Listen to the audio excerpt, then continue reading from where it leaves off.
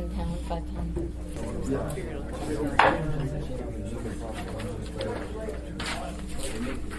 Come back to order for the work session on the taxi cab regulations. We have ordinance 219-40, the S version before us. But the reason for this work session is there's, I think, a lot of consternation about a complete deregulation, even with the state preemption of our regulation over the other half of this, Lyft, Uber, the other transportation network companies. And there's been a fair amount of assembly members who have indicated an interest in drafting a sort of regulation light or bare bones regulation of the taxi industry. Mr. Hewitt, maybe we'll have you up in a second just to talk about what that would look like.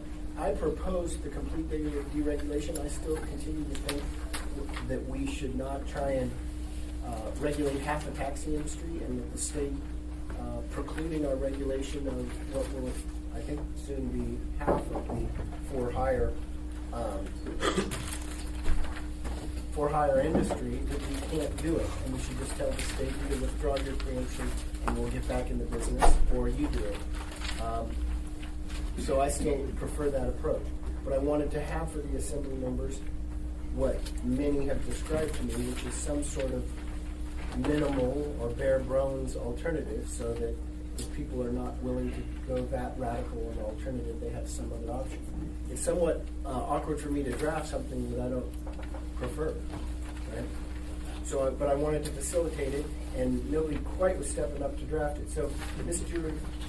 Hewitt, tell us at least one perspective as a taxi driver of what might be the minimal regulation and how we can do it without having a taxi commission and a bunch of, or any really, bureaucratic oversight. How can we have some minimal protections without a lot of administrative oversight? Is it fine if I just sit here and talk to you? Or do you want Why don't you come up a little closer, just at the end of the table, maybe? Thank you for having the meeting and some of the members that are attending. I mean, Mr. Chair, Mr. Hewitt sent a memo with some of his suggested minimal regulation. My assistant is bringing up copies now. Good. Did you already get some of the information? Yeah, we got it from in. you sent to Mr. Croft. All right, so after talking to several assembly members, I get the feeling that they're worried about safety, right? And I think that's a big thing. You know, the first thing I'd like to state is in the ordinance in the spring, we took a lot of safety out that we shouldn't have to begin with, but that's gone now. That's the pre-employment drug testing, physicals, and the training. And I'll tell you why that's bad is no pre-employment drug testing. We could have a heroin addict driving out there until they wreck. We may not know that. No physical. We now have people coming into the industry who were excluded before, and now they've been able to come back. They have they're diabetics and heart conditions. But just laying that out for you about safety. We already gutted a lot of it out. But anyway, so what we'd like to see at the Anchorage Taxi Workers Alliance is that we retain the background checks, because obviously we don't want sex offenders and other felons driving taxis, and the fingerprinting, the FBI background fingerprinting. Also the camera. I think it's important for businesses who are going to be running taxis for individuals to retain a camera.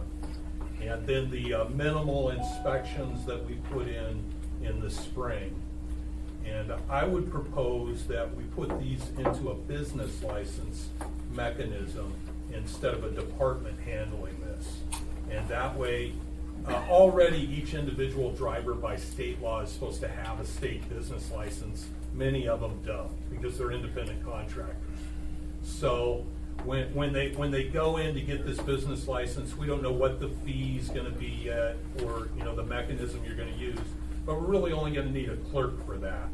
And so we'll demand that each one of them have a business license, and they must present, the background check, the fingerprinting, to get a license, and have kind of the same regulations that we already have for that. No certain crimes will be allowed. Prostitution, drug dealing, sex offender, this kind of thing. And then in the vehicle inspections, we'll include the camera in that. And so when they go to Express Lube or whatever, Express Lube will say, hey, yeah, there's an operational camera. Not that they're an authority, but we'll know one's in there and we'll demand that they have one under the business license. So when an owner puts a car on, he's gonna have to make sure he has a camera in it and do the minimal inspections, which is once a year that we put in the ordinance in the spring. And there's one other caveat to that. Sometimes a car gets wrecked. So we will have to have them come down with a new inspection and give to the clerk that's gonna do this, if they put on a new car and have them inspected. And we believe that that will retain the safety issues that everyone's concerned about, and also reduce the cost to the city right now. I've heard that the department is actually not able to cover the expenses of itself. It's So- just underwater. I have Mr. Trainee Dyson and Dunbar. Anyone else that I missed? Yeah, Mr. Redkin. So, Mr. Trainee. Thank you. I appreciate you bringing this forward because my concern with yours, just because the state jumped off the cliff doesn't mean we have to. I'm concerned about safety of the officers and the drivers, and the passengers. This will work out for us. My question goes to Barbara. Barbara, the clerk's office was mentioned twice. Have you even begun to figure, have you heard about this? Have you even figured out what it's going to cost for your office to do this as far as staff? Barbara's not here? I thought Barbara was back there, sorry. She went to look count, behind me then. Yeah, she went to count ballots, but We need to find that out, Eric, is what I'm trying to tell you. were we thinking that this would be the municipal clerk or just a It's got to be clerk? the municipal clerk's office that Licensing, handles this. if I might, Mr. Chair, business licensing is done in the clerk's office or the department. And so if it becomes a business license approach, then it would be the clerk. All right, And that's the one that's going to have to figure out the cost Well, I don't- associated with that, Eric. I mean, don't they already do, Go ahead. Sorry. wasn't the current program run through the admin, and they do, I mean, the chauffeur's license, right? Why wouldn't it be housed in that same place instead of putting more burden on our clerk? You know, Mr. Falsey or somebody better to answer that question? Through the chair, the current chauffeur licensing is run through the Transportation Inspection Office. As for why it would move between the Transportation Inspection Office and anywhere else, this is not our proposal, so I don't have any idea how to answer that question. Go back in order unless people want to talk on this point. On that issue? Yeah, Mr. Trainee. Didn't you get rid of the transportation inspector? You haven't hired one back? This is what, January? Is that office functioning now? Through the chair, the office is functioning. Alden Thurn has been helping out in the Transportation Inspection Office with the capable sidekick, Catherine, who is the code enforcer in the Transportation Inspection Office. We have not made a permanent selection of a new transportation inspector pending the outcome of this. We didn't want to hire someone who we would immediately, potentially, have to fire. We do have plans for what will happen with some version of the Transportation Inspection Office. One quick question I'll be Yeah. done. You said enforcement officer? Aren't you guys in fact removing an enforcement officer in the new budget you're bringing forward to us? I understand, I was talking to a person in code enforcement. You're losing a body there. So can we afford to have this office do that? Sorry, the chair, are we leaving a code enforcer in the Jack Frost Code Yes. Enforcement Office? Yes. Well, I'll have to confer with Jack Frost and Chris Judy on that, but that is administratively separate from the Transportation Inspection Office. Okay. Well, confirm that for me, because I talked to him yesterday.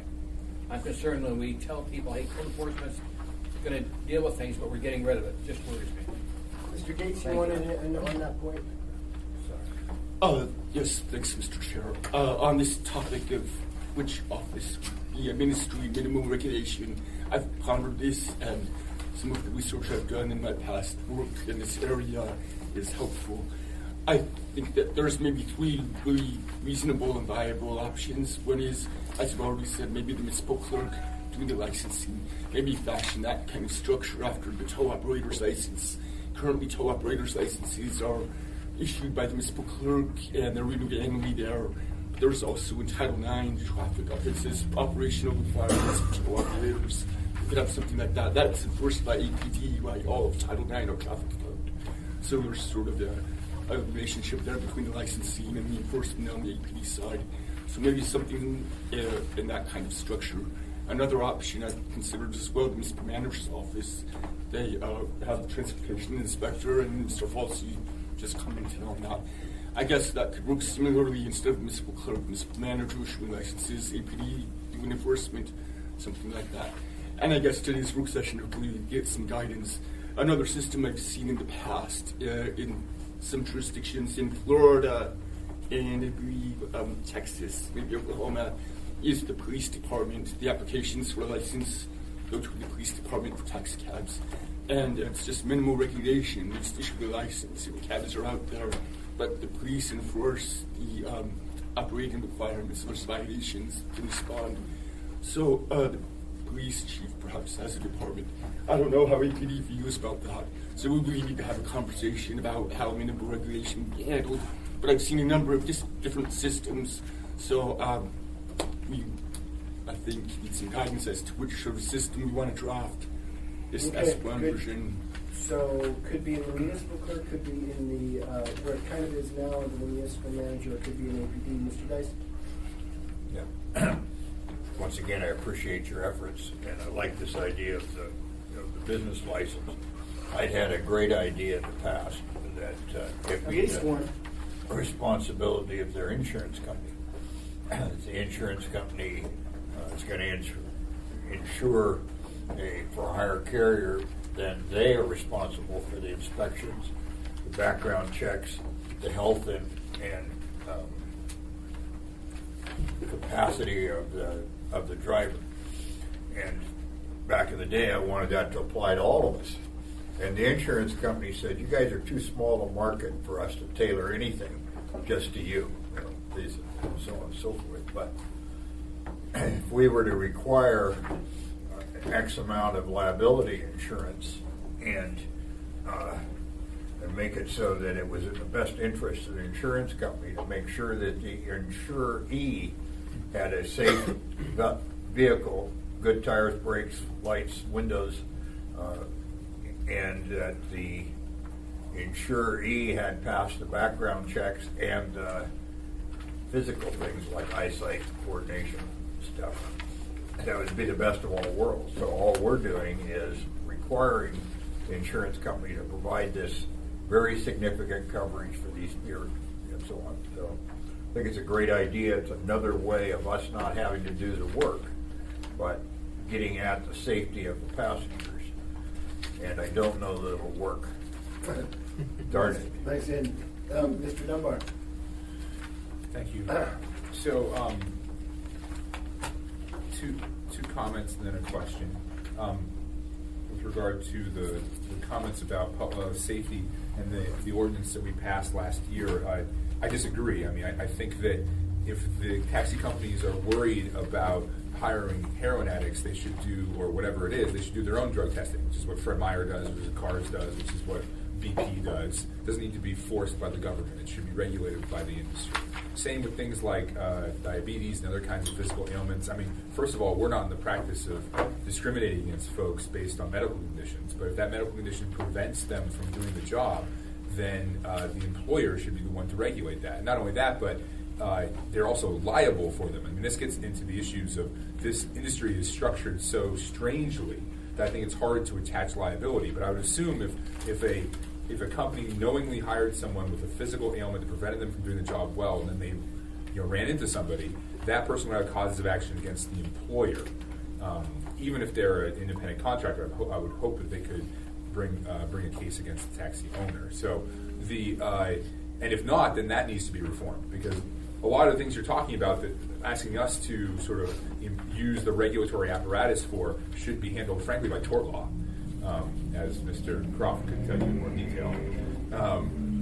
So that's my comments on that. With regard to, but I do like the other idea that you brought forward, the background checks, the cameras, the minimal inspections. Again, I think some of this could be done by the industry, but if we wanted to have some kind of bare bones framework, I think that makes some sense. I want to hear more from the administration. So, were you planning on having them speak next, or can they speak now? Whatever you'd like. I mean, the reason I called this is I didn't want to be on our next meeting with just a bunch of them. I would like some coordination of this alternative approach. It's not my preferred approach, so I wanted so I hope at the end of this meeting we give some kind of general direction to Dean to craft this thing. And it may not all agree, but some agreement on what we want the alternative to look like, so we can have a vote on deregulation or minimal regulation. So it'd be fine to call the administration. Hold Yeah. on just a second, Tim. Okay. Who do you want to talk to for it? Well, whoever feels qualified to speak to it, and perhaps that is Mr. Falsey, or perhaps that is someone else. But I would like to know the administration's position on the deregulation ordinance, which you're right isn't initiated by you, but typically you take positions on the ordinances we propose. You're not just agnostic. And then, if you are opposed, what your preferred method would be. Mr. Falsey, I know you don't want to, but you may need to come up here so we can get you on the recording device. He speaks softly and carries a Big moderately laptop. large laptop. This is Dennis Wheeler's laptop. All right, through the chair, I think candidly, we have not come to an internal position on this because we know that we are somewhat along for the ride. As we said in the last work session, the transition from Eric Musser to whomever comes next was an occasion for us to step back and think about the design of the office. There are a lot of parts of the municipality that have just evolved and not been designed. And so in that spirit, we did meet with folks who suggested a total deregulation. And then Assemblymember Croft, Chair Croft, picked that up and ran with it. As I outlined before, there are a lot of things in Title 11, and we sort of went with that group one by one and said, we really want to have no regulations of fees, no regulations of meters. Can all this be taken care of by the private sector? At least their pitch was yes. Maybe this is, we have too many balls in the air and haven't given them a tremendous amount of independent consideration, but since this is really an assembly show, we have been happy to let the minds here chew on it with full visibility of the consequences. If you do not repeal the transportation office, then I will hire a new transportation inspector and we will enforce the law that you have given us. If you repeal it, then we will not have a need for a transportation inspection office and we will do away with it.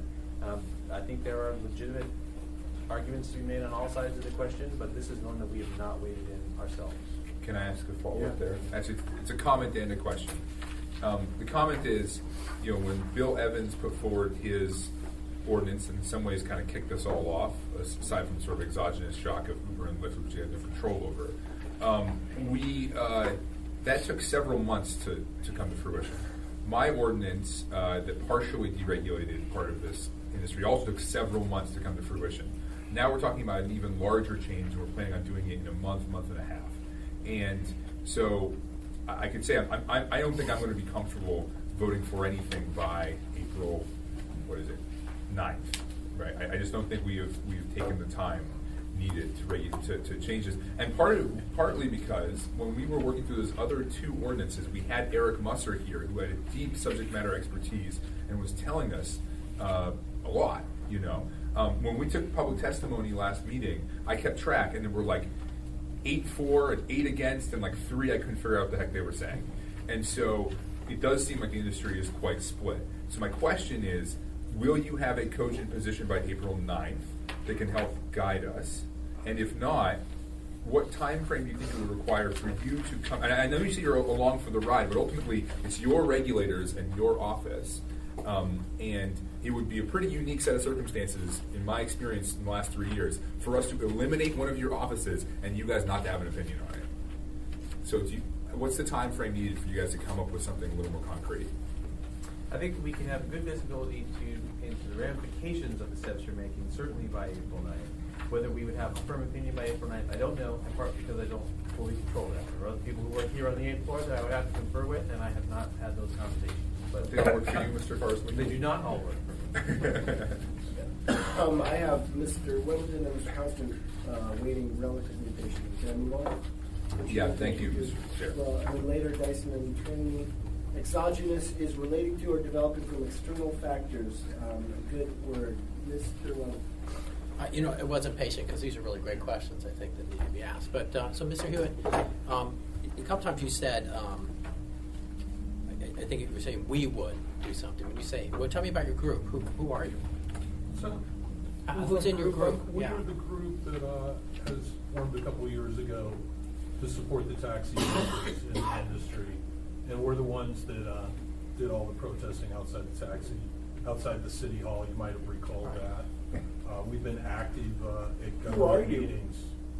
Who are they? Who are they? There's actually some members sitting in here. We're not a massive group or anyway, but I mean. are you? We're an activist group for taxis, basically. Right. And the membership ebbs and flows between who wants to participate. So is it 10 or 200? No, it's not. It has been as high as probably 100 when we were doing the protesting, and now probably down to like 10 again. Because protesting is more fun. Yeah, So- people aren't, well, a lot of people want to protest on So Facebook. the protesting was to not have more cabs. Okay, so, Yeah. It had multiple reasons. We can go, you guys have all the information. You can't mix the two. Anyway, it had multiple Ask him how many reasons, cars and he they got were. in his car. Hey, sir, wait. Anyway, if people would like to speak, I don't want to be interrupted, they can put their hand up and we can allow them to speak like all of us have to do at an assembly meeting. Go ahead, John. so my understanding to the chair. So you said, when you're saying this, is, oh, here's certain things, but when I listen to it, it sounds like your group will make sure that your people have these qualifications. Did I get that wrong? No. So you're this is saying not we about have our someone- group. We're not going to be controlling any particular rule. That's your job as a government. All our group did is put forth the ideas. That's all we're doing.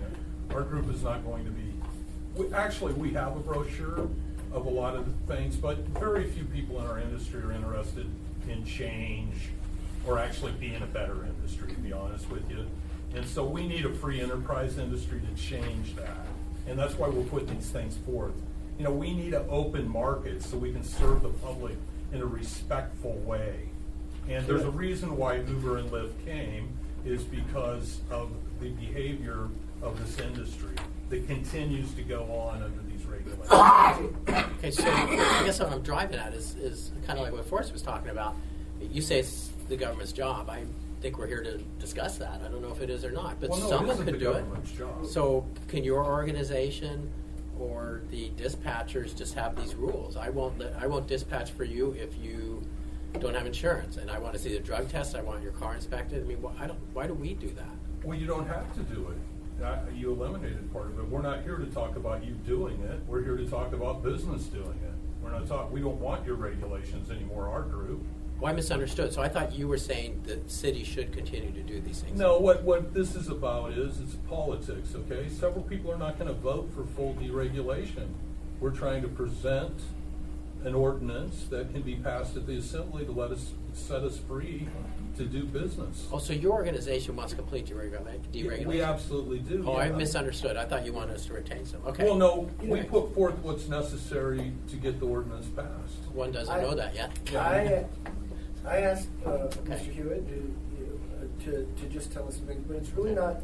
I don't think it's what his. I don't even think it's what the administration wants, Mr. Dunbar. I think it's what we want, and we need to decide that. And so my intention is for us to craft an alternative to this so that we can vote on it. But I guess I'm a little uncomfortable because the taxi community is very diverse, and there's a whole bunch of. If we brought all the various flavors of the opinions of the taxi community, we'd be here all day. Mr. Hewitt presented some. Can I those were questions. I got time for a comment. Yeah, go comment and then we'll go to Mr. Constable. Okay, and just as a comment, when I look at the complete deregulation, I don't know that I'm opposed to that. I just think it was fairly abrupt, and I think what we were hearing is maybe we could regulate ourselves, but you can't do it with a month notice. It takes some time. So I don't know if we just say take that complete deregulation, but that doesn't go into effect till January 1, 2020, or say this goes into effect and complete deregulation 2020. So there's a transition. But this is I'm kind of kicking this around. That might be a good option, Mr. Constable. So your comment that if we were to hear from all of the parties, we'd be here all day, is really crystallizes where I'm coming from on this. I can't support this ordinance that would fully blow up all the regulation, and I don't believe that by the 9th of April, Mr. Dunbar said, we would have any kind of reasonably contemplated solution before us and to move forward with. And I think we received an email that recommended pull together a broad-based working group and have this conversation over the next 4 to 6 months and really dig into the question of what would an ideal minimal regulatory framework be that wouldn't create a situation where you literally have one-off cab drivers scabbing people off the corners and picking them up and dropping them off and doing God knows what. There isn't even an employer to sue couldn't find them because they changed the paint on their car tomorrow. And we create a situation that's really unworkable for all parties. So I'm hopeful that what happens isn't that we rush to the finish line on the 9th at our next meeting with either of these proposed solutions, but instead work with the administration, work with the community of all those voices. And anyhow, I have some ideas on how we could provide value to the industry from the resources we're taking from them, but that's not the topic for today's conversation. The question is, what are we going to do on the 9th? And I would recommend to everybody, we hold off on leaping off of a cliff until we know what's at the bottom of the cliff.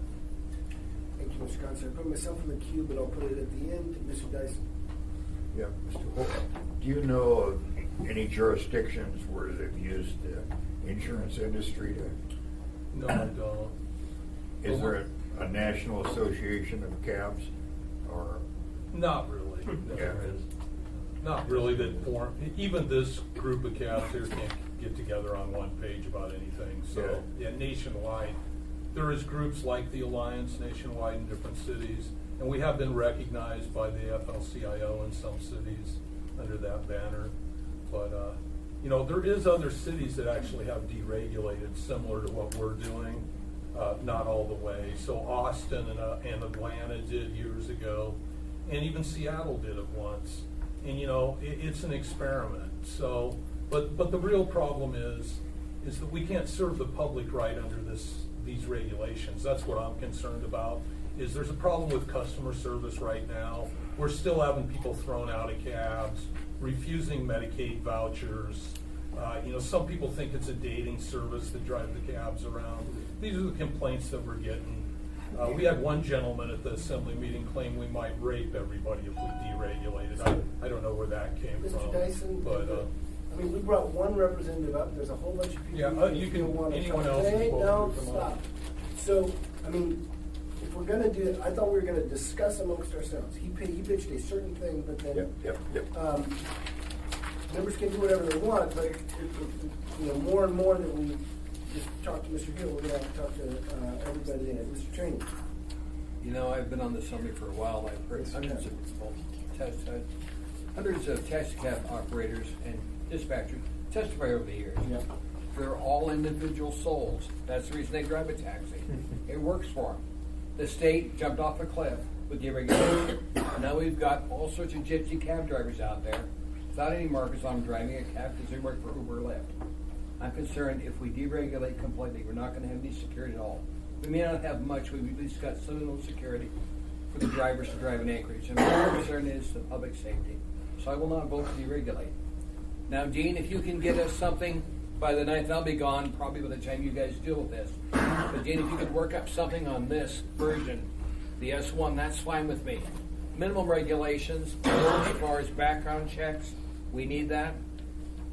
As far as insurance requirements, we need that. I want to make sure we've got some workable out there with the taxi cab drivers and those that ride with them.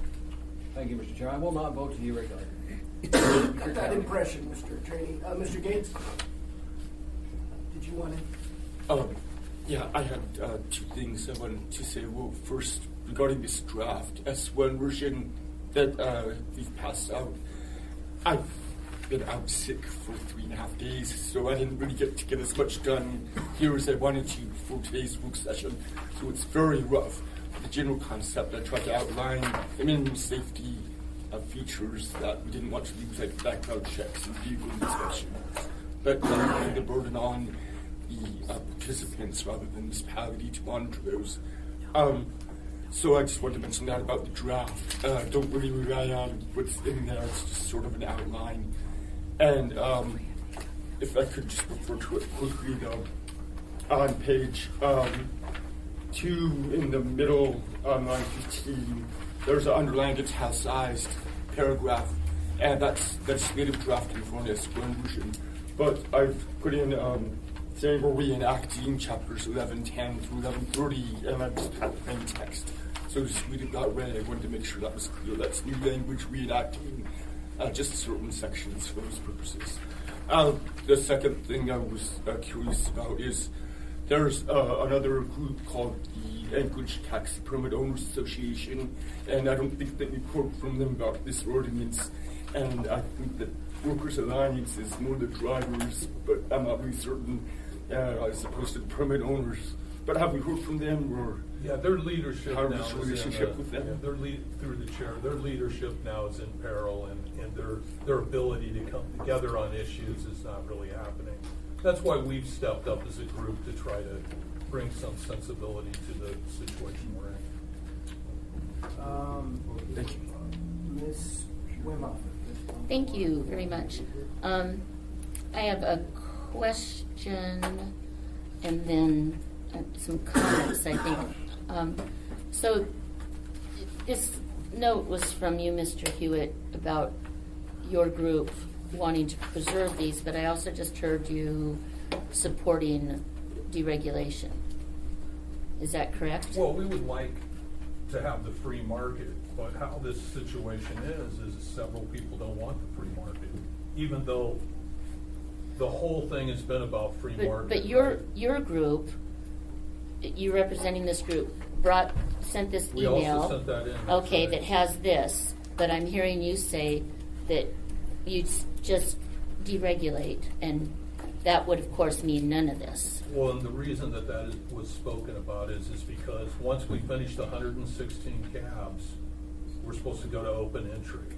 So we're going to deregulate at the end to some degree, but no one's going to vote. That's what we've heard. No one. This is just presenting an alternative so that we Okay. can do business. That's all. You know, under the circumstances, we're still not going to be able to serve the public properly and Well- compete against Uber and Lyft.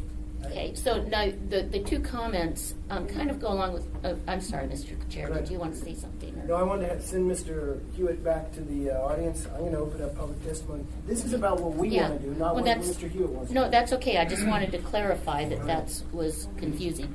I actually believe both what Mr. Dunbar said, Mr. Dyson, and Mr. Constant all had some really good points. And the concept of having the industry be involved in their own. When I look at this, you know, I've been fingerprinted all my life because I work with kids, right? So, and that's wherever I go, whatever I do, I have to do that, and that's part of my business. And I just think that there's a potential that if I got into a vehicle and it said, and you know, their little website said, we do background checks, fingerprints, and we promise your safety is great, then I might feel pretty good about it.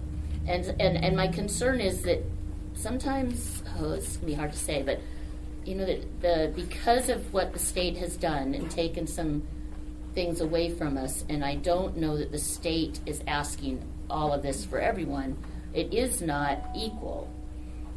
If the state were to require fingerprints for everyone and require history, criminal history checks, or even person of interest checks, that would be a whole different story. But we are kind of caught with that. But I do like the idea of more people. It should be black and white, but it's not black and white. I do like the idea of bringing together an industry group so that they actually agree, because I'm not seeing any agreement there, and that's not a body then that we can depend upon. But I also am thinking the 9th is pretty fast, and Mr. Weddleton has a really good point. Whatever we do, we should have plenty of time for the industry to be able to prepare for it. Are there members of the taxi industry who'd like to say something? I'd ask you to keep it under 3 minutes, but go ahead, Matt. Yeah. Introduce yourself. Hi, my name is Kim Davey. I'm the dispatch manager for Alaska Yellow Dispatch. Somebody mentioned Seattle, and I just would like to bring it to your guys' attention that, yes, they did deregulate and completely open their market up at one point. And it lasted, I want to say, for 3 to 5 years, and then they had to re-regulate because the quality of service significantly dropped. The safety standards significantly dropped. And the number of taxis on the road, I mean, it just completely flooded the market. And so they did wind up re-regulating. So, I mean, that's something to take into consideration as well. While we're not as big as they are, I mean, you know, it's also something to think about. Good point. Thank you, Matt. Anyone else that wanted to say anything? Can I get a quick question? Yeah. Sorry. Just a quick one. Okay, so When work sessions was don't that? have to have public testimony, but you guys, But that's valuable information. go ahead. When was that? That was, I want to say that was about 10 or 15 years ago, is what I believe. I'm not exactly sure. But Pre-Uber. Yeah. Pre-Uber Lyft? I do believe so, yes. Who else wanted to? Yes, sir. Aaron? How you doing? My name is Carl Guerra. I'm an owner-operator for a taxi cab here in Anchorage. I just want to point out one thing to Mr. Dunbar's mention about why don't they let us self-regulate? And we are an industry of self-independent contractors. The only employee relationship is within the dispatch companies, that the owner-operators hire the services of the dispatch companies. So to self-regulate, it would be going from regulation to deregulation, would be going from law to the honor system. So there would, it says self-regulate. I mean, you could, just like Lyft does, they say, well, look what kind of vehicle you have. They don't ask you for inspection or anything like that. This is what I got, this is how it is. Okay, thanks, that's the system that we're gonna go into there. So it would be trusting someone's word on. Mr. Dunbar has a question. So are you a driver?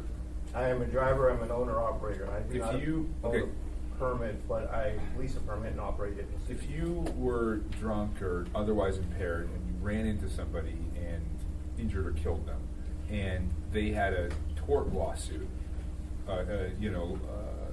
who would they sue? Would they sue you in your personal capacity? Would they sue some LLC you own, or would they be able to sue the dispatch company? Well, I mean, you can sue anybody, but the legality of it is that they would sue the person that caused the accident. They would come after me, which is why I have to maintain a commercial insurance policy if anything were to happen with the driver or. Okay, so you do have to maintain a commercial insurance policy, and I don't think we're planning on changing that. And the transportation office also has to maintain a certificate of that, so that oversight is there, if any. Okay. Anyone else? Thank you, sir. On that subject, Yeah, Mr. Dyson? does your commercial insurance have any standards that they make you meet? Your insurance carrier? It's pretty much the nationwide industry standard. As I used to be an independent contractor hauling merchandise, freight and whatnot, and it's pretty much the same hauling people or product. You got a 100, 300 liability, property-wise. No. and whatnot. Do they have any standards for you? Do they make you pass a criminal check or health or vehicle inspection? Does who? The insurance carrier. company. Oh, no. Okay, thank you. So, Mr. Train. You don't drive for Uber or Lyft, do you? I have. Did you have to prove you had commercial insurance to drive for them? No. That's the problem. so Right, Thank you. and deregulating, that would also, I mean, that lowers, I don't see how that's gonna help us compete with Uber and Lyft, and why that's even a mention when Uber is just a fad that's even in the news today, we have Uber and Lyft that are being sued by their own drivers, saying they only make $3.75 an hour, and they're trying to unionize. I mean, that's just gonna put us in the same boat. Mr. Dunbar. well, I certainly support the efforts of those employees to unionize, and if you guys could find a way to break down the independent contractor system, maybe you guys could unionize too. We'd be in a very different set of circumstances here. But it does strike me as if you had a heart condition or diabetes or something else that the other testifier says causes risks. It surprises me to find out that the commercial that your insurer doesn't do any kind of checking on that, or because they would be taking presumably a larger risk, right? Well, and if it's you always did get been in an accident, would your done. premiums skyrocket if they found out then that what it costed? Well, that's a good question, but I've always just known it as it was done through the Transportation Inspector's Office. I mean, I have a CDL Class A, and I'm required to have a federal DOT medical card. I've always just dumped that on the table, and I've been covered, so I don't know. Anyone else from the industry Thank you. who wants to tell us? Yes, sir. Really quickly. I want to put some light to what Carl said. Arvin Lina, I've been in the business for 26 years and owner-operator in different capacity of it, and I understand the true nuts and bolts of this. Now, if we're going to deregulate and you want some oversight, like the insurance enforcement, all this, you're not gonna be able to enforce it because I'm gonna be my own company. And Mr. Dunbar, you asked Carl, what would happen, who gets sued? I'm gonna get sued. Well, I got nothing to my name. You put in we're going to the bottom. Now, you say, well, if you have diabetes, the insurance shouldn't let you drive. Well, before, the way the insurance policies were written for taxis in this town, only several companies offered commercial insurance to the taxi industry, for being that they understood that in Anchorage there was an ordinance that required a minimum of insurance policy, and they required the drug test, and they required the drivers to be physically, passing an annual physical. So therefore, they were willing to offer a policy that was at a reasonable rate. Now, if deregulation, what has been proposed by 4 individuals, by no means this, Tim does not represent the industry, by no means. I represent an aspect of it, but with 4 individuals bringing something forward to deregulate, it is irresponsible for this assembly to take a step April 9th and deregulate. Thank you, sir. Anyone else? That's from all the I got to industry? say. If you want thanks. questions from people that operate, ask the right question to the people yeah, to stop the bleeding. You could do it, but You total just said that's all you deregulation- had to say. Well, I have Mr. Constant, Mr. Welton, and Mr. France. Yes, sir. Hi, good afternoon. My name is Hector Guerra. I'm an owner-operator, and I recently obtained one of the new non-transferable permits about 2.5 years ago. I just wanted to mention as much as I can as possible, and hopefully I can get any questions. To answer about the insurance, basically, we don't have a very big market as far as who to select as a carrier. So as far as every year to go and request for new insurance, the rate just keeps going higher and higher, regardless of the fact if you didn't have any accidents, if you didn't have any tickets, if your drivers didn't have any tickets, because the insurance companies are concerned and they want to try and increase as much as possible to collect as much as possible because they're watching what's going on here. So as far as to try and regulate insurance, you're going to have a little bit of leeway and give a little bit of leeway for the insurance companies to try and save costs. Now, in the sense to address cost, because that's what I've been hearing this whole time about cost, you have a transportation inspection office that's been in place for so many years. But what I haven't heard from this assembly is essentially what is a way that we can subsidize and we can have another department to try and subsidize and work together. I've seen other municipalities work with the police department. The transportation inspection office used to be at the original police department, and several of the transportation inspectors, they were police officers, or they had some type of law enforcement experience, and you're going to have to incorporate that, because in this type of industry, anything is fair game as far as crime, and we've addressed that. So hopefully, in the sense of safety, I hope that you can try and leave in some of those very important points. Thank you, sir. So I felt it was important after no ma'am, the members kept asking Mr. Hewitt what he wanted, or Mr. Falsey what he wanted. But I intended at least and would suggest that it's the best mechanism for you to tell Mr. Gates what you want. And once we did that about the 5th time, I felt like I had to open it up for everybody. But that was not the purpose of this, to get I think it's a fool's errand to try and get every single perspective out of this, because it's infinite. What do you want Mr. Gates to compile as an alternative to the full and better deregulation proposal? This one, I have Mr. Constant, Mr. Welton, and Ms. LaFrance. I'll put you back in the queue, Ms. Welton.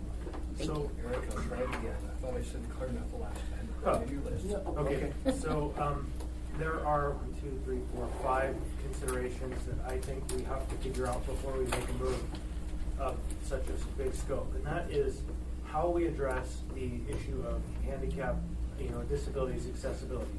The fact is that cab services are required to provide a certain number of vehicles that have wheelchair accessibility, and by doing away with this, we eliminate that form of transportation for people who have no other alternative. And then also, we heard from the school district that they have a number of transportation systems that they use through the cab companies, and that is especially important for homeless youth who are required to transit across town. They are transported by cabs, and so we need to understand the impacts of this change on that system and our alternative proposal, just like we need for people with handicaps and disabilities. And then the same is true for OCS and their family unification procedures. They also use the cab service, which we maybe can take back to the state and say you need to pay for vouchers for Uber and Lyft because you have taken this away from us. And then next, I have a question of what other user groups are dependent on the cab system that we're going to strip their ability to get around town, to get to the doctor or to other personal important necessary meetings. And then finally, Medicaid vouchers. We heard from somebody that there are cabs that are used by Medicaid recipients to get across town for other necessary procedures. And so what I want to know is our plan for addressing those transportation needs if we come up with an intent to eliminate all regulation. Because I don't intend to strand high and dry the weakest and the most in need in my neighborhoods among us. Thank you. Thank you, and very consistent with Little.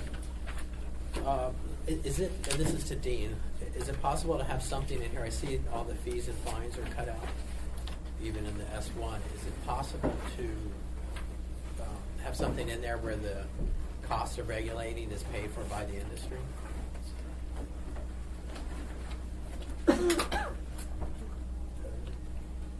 Yes. Oh, I didn't catch the question. Is that a... Well, is it possible to include somehow in code so that the costs of regulating the industry is 100% covered by the industry? So the fees and fines and so on would have to change to make sure we cover on an annual basis. We did have a report from Transportation Inspector Muster that basically from his data showed how much was earned from permit and license fees and fines annually and how much it cost to resolve the stop rate and monitoring. There was disparity there. I'm sure Mr. Fawson still has that information. But we could do that. It would take more time than to be prepared for April 9th, I think, to get that kind of cost analysis put together. Well, I think we roughly see it's now costs us about $50,000 a year more than we take in. Is this possible in code to say this is going to be a self-funding mechanism for the industry? And just make that clear. So you're, I have seen, I think, in some other jurisdictions, a system or provisions where they say annually the cost of the program should be evaluated and then the fees adjusted to cover those costs, and they kind of project how much it will be and so forth. Okay, Mr. France. Thank you, Mr. Chair. Actually, Mr. Constant brought up most of the points I wanted to raise as well, and I wanted to say that I too would like to see more time to work on an S1 version, and just wanted to add, students, Medicare wheelchair access, cash-based, duty to serve public, to have the S1 version address all those, and also if we're getting rid of things like marking requirements, complaints, what's the impact of all that? That's all gone. Okay, so, and then one question I would have is, if there are no marking requirements, then how will people know that these are licensed taxis? What's that? The proposals for licensing. Well, I know, but we're talking about the S1 version and what we want to see. So you want to see what? Well, I want to understand how we would be able to, I'd like to see something that enables the public to know that it's a cab that's licensed. Okay. If we're going to include all this. You're directing Mr. Gates to prepare an amendment that identifies cabs. Well, we're talking about the S1 version and what we would like to see in it. Okay, the difficulty was I don't want to see anything in it. And so I didn't know how to express to him something I didn't want. So if you want to express to him something you want. Okay, maybe I'll take that offline. I'm not saying I necessarily want to see it. I guess I would like to understand how the public would know that if we include all these items, that or cab organization or whatever has met those standards. Okay. Because I'm hearing that from standards under okay. Yeah. I have Ms. Wimoff training me and Dunbar. Ms. Wimoff. Okay, actually, yeah, Mr. Constant did address several of my issues. In addition, OCS, ASD, they're going to have some requirements about the safety of their children, and they're going to have those requirements. And if we are not regulating them, they will perhaps have to take some cost up to that.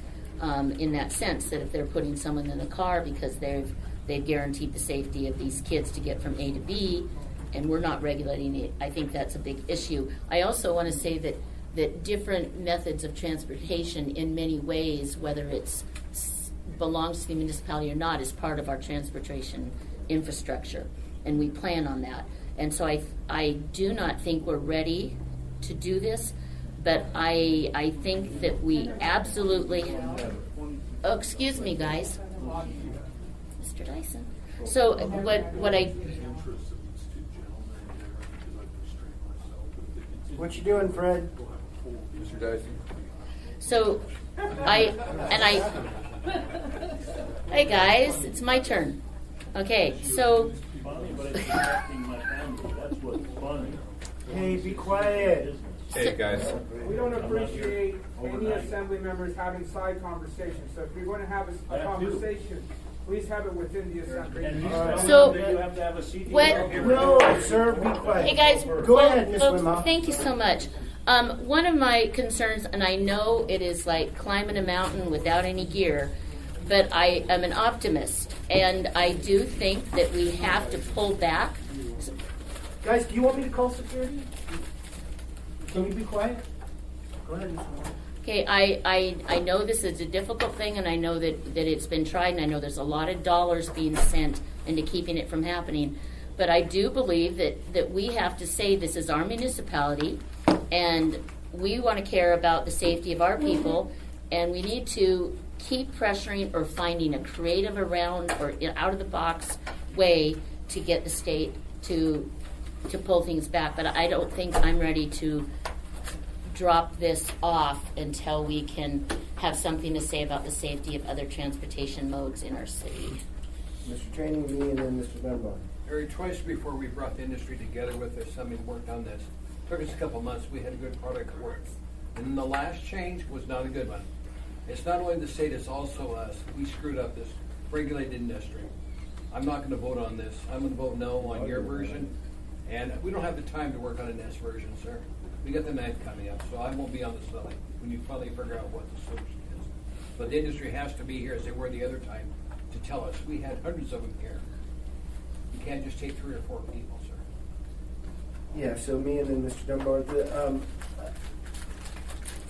has been the oddest experience. I would sarcastically say thank you for handing this off to me, Mr. Dunbar. But it's an industry that says, here are things we want you to force us to do. And I think it's because it's been regulated so heavily for so long that it cannot see beyond, if I want to do a thing, if I think we should do a thing, you must force me to do a thing. And that just isn't so. Cameras may be excellent. There may be other things that provide as much protection. The market can decide whether, and to have cameras in your cab, you don't have to have me force you to have cameras in your cab. You can just do it and advertise, I got cameras, I'm better, you're safer. And so over and over we see a good thing, and that equates to a required or regulated thing. You're in a death fight with people that aren't playing by your rules. And I can't do anything about that. Both the market and the billion-dollar companies, and then the state tied my hands.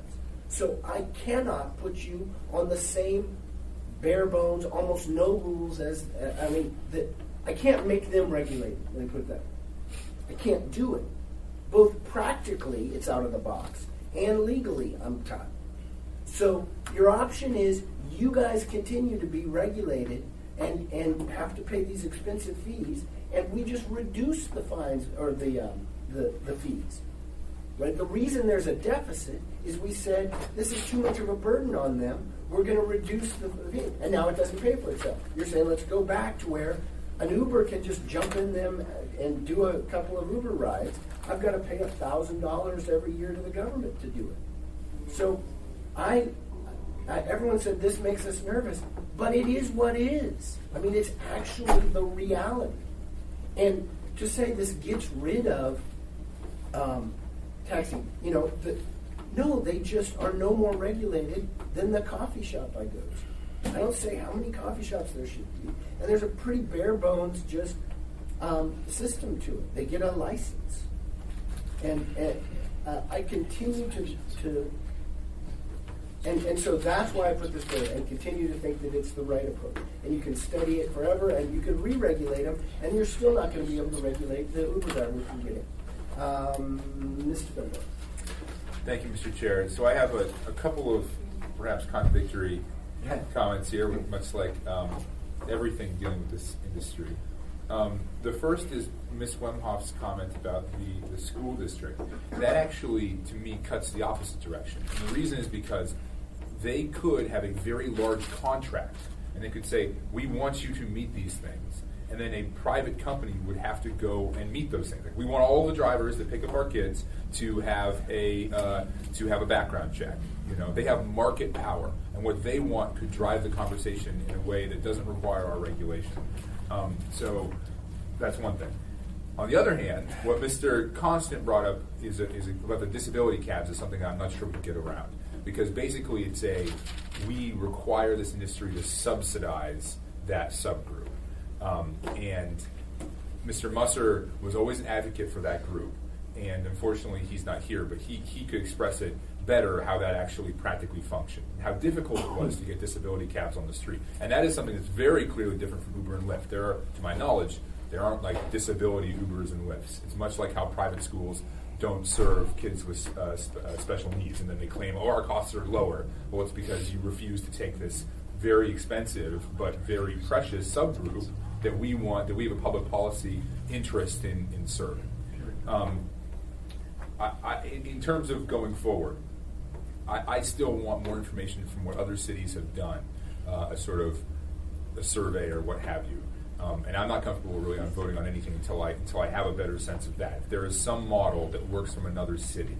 And then the last thing I'll say, and again, this is all over the map, but I think Mr. Welton hit on an interesting point, which is about the fees. So we've always had a paradigm where we set up the Transportation Commission and they set rates. And Mr. Falsey can probably attest to this, and certainly Mr. Musser could. We've sort of struggled to find good uses for our Transportation Commission. I've been to some of those meetings. They aren't very productive. And I think under Mr. Croft's proposal, we would abolish the Transportation Commission. And I think some of those Transportation Commissioners would feel sort of liberated. But let's assume that if we didn't do that, perhaps we could redirect the Transportation Commission where rather than setting the rates, they were setting the fee. And then we would, because what we've heard from the industry here is basically our regulation is a system of subsidy for them. I mean, that is what we are doing. We are subsidizing the industry through this regulatory framework. And we could say, okay, what do you want your fee to be? And if they all say 0, then we say, okay, we're out. But if they say, well, we can all pay $1,000, and this is what like Cordova District Fishermen's United does, we can all pay $1,000, and then that could go to, that's the amount of money, that would be the budget of the transportation inspector for that coming year. Now, there might be practical reasons that none of that could work. But if we were to do that, to redirect essentially the power of the Transportation Commission towards the fees rather than the rates, I wonder if that would get us closer to where we need to be. Mr. Constant, and anyone else? Thanks. That's regulation. My mind was chewing on ways to more creatively utilize the resources that are available. And so, since you brought up a creative, innovative way, my thought was along the lines of what if we set up, like the industry has been looking to do a competitive application that would compete with Uber and Lyft, and that we actually charge a fee per ride, just like everyone else does. By application, you mean app? An app, that in fact, that I know you do, but maybe there's a way to unify that process and use a portion of those fees to run this instead of heavy levied fines. But that's an idea for consideration of the user group in the future, not before Tuesday the 9th. I just want to point out one last note on the question of the most vulnerable. If we go to a system that is just solely Uber and Lyft, really, and the cabs are on their own, this literally becomes the barrier of entry for a massive portion of our population. This phone costs almost $1,000 plus $100 a month. So the barrier to access an on-demand ride becomes $100 a month plus a phone. And while phones are becoming more readily accessible, service in Alaska is not becoming cheaper. And I personally, again, to come back to the idea of vulnerable in our community, the low-income people, think that we have to be very cognizant of the demands that we're making on them and the opportunities we're removing from them by walking down this path. We're almost done, but Mr. Dyson? Your point is very well taken, Mr. Chair. The do-nothing option leaves a mess. And government created part of this mess. It needs to be done. Mr. Dunbar is singing a song I always sing. Who else has done this, and who is doing it really well? We can learn from their experience. And you can't argue against that. And, it's just a pretty wise one. I asked the gentleman, do taxi cab drivers have to get a commercial driver's license? Used to be, not now. I mean, there was a chauffeur's license, but lots of dump trucks run up and down their road. They're all owner operated, and they're on contract. They've got a CDL and their own insurance. If we required that, then it's the state gives them the CDLs. We're not doing the inspection. Really like the idea of the insurance companies looking after the safety of the vehicle and so on. So I thought this was going to be craftiest version that would be the alternative to it. It sounds like a lot of people have said there's just not enough time to do it. They're not comfortable with doing it. So then the preferred option may be let's just have an up or down vote on deregulation, and we'll pass to the new assembly if you want to do a process that has you write this regulation light or whatever it looks like. Yeah, so my point was going to be, let's have Mr. Gates look for the other jurisdictions down this road and look for model legislation on how to do it. So Mr. Gates look at, can we have the state require CDLs, commercial driver's license of some stripe, and the insurance companies, can they be forced to minimum? You can tell him what you want him to draft, Mr. Dunbar. Yeah, I would hope that we could get maybe perhaps a legislative aid or someone else to do that kind of research rather than Mr. Gates. But it ultimately comes down to who wants to carry this forward. Right. I think, and I've already made clear that I don't want it to be me, having already been down this road twice, and Mr. Croft is going to be done. I would suggest to you, Mr. Croft, Mr. Chair, that rather than have an up or down vote on the 9th, we do a motion to postpone indefinitely. Because I don't think that we want to be seen as rejecting your idea. Because I don't think that's really what we're saying. I think what we're saying is we're not ready to vote yes or no yet. And we want to perhaps craft something different. Or maybe we'll go through this whole process and we'll realize you were right all along. And you can come back in 3 months and say, see, I told you. But I would prefer a motion to postpone indefinitely, and perhaps I'll make that motion. Okay. Up or down vote on it, or opposed to kill it, what do indefinitely, it's much the same thing. But anyway, if you prefer that, that's fine. We're right up against our next work session, so remember we want to take a short break and come back in about a couple of minutes.